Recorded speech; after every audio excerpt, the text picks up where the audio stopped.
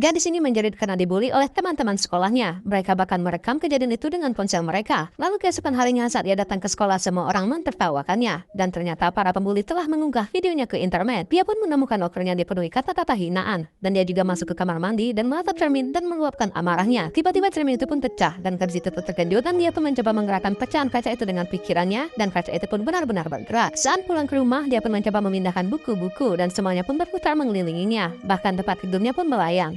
Gadis itu pun senang sekali dengan kekuatan supernya itu dan tak lama lagi pesta dansa di sekolah pun dimulai dan tak ada yang mau menjadi pasangannya sampai seorang anak laki-laki mengajaknya berdansa. Gadis itu pun sangat senang dan bahagia dan malam itu ia pun menceritakan semuanya kepada ibunya, tapi sang ibu pun malah melarangnya pergi. Walaupun gadis itu terus memohon, tapi ibunya tetap keras kepala. Kekuatan supernatural gadis itu pun tanpa sengaja keluar. Ia pun mengangkat ibunya dengan telekinesis lalu membantingnya ke lantai. Saat hari pesta dansa tiba, gadis itu pun merias wajahnya dengan hati-hati dan datang ke aula bersama anak laki-laki itu. Mereka pun mulai berdansa bersama dan tak disangka para pembuli pun sudah menyiapkan jebakan. Mereka berencana untuk mempermalukan gadis itu. Ketika sang gadis diajak naik ke panggung saat ia menikmati momen kebahagiaannya, seember darah babi pun disiramkan ke tubuhnya. Layar pun memutar video saat ia dipermalukan dan membuat semua orang pun tertawa terbahak-bahak. Tiba-tiba ember logam itu pun jatuh dan menimpa pasangannya sampai pingsan. Melihat satu-satunya orang yang menyukainya tergeletak, gadis itu pun sangat marah. Dengan berteriak ia pun membuat semua orang pun terhempas. Semua orang panik berlarian dan sekali ayunan tangannya, si pembuli utama pun terlempar ke tanah lalu terinjak-injak hingga tewas oleh kerumunan orang. Penonton yang panik pun berusaha kabur lewat pintu, tapi gadis itu pun menutup semua pintu dengan telekinesis dan para pembuli pun berhasil kabur.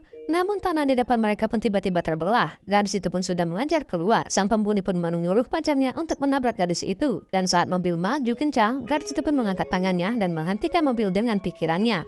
Namun pembuli itu pun tak mau menyerah. Dia menyalakan mesin lagi dan menabrak lurus ke arah gadis tersebut. Sekali kibasan tangan, mobil itu pun terlempar ke pom bensin dan akhirnya meledak. Melihat pemandangan neraka di depannya, gadis itu pun pulang dengan hati yang hancur. Setelah membersihkan darah dari tubuhnya, ia pun memeluk ibunya harap erat. Namun detik berikutnya, sang ibu pun menikam dirinya.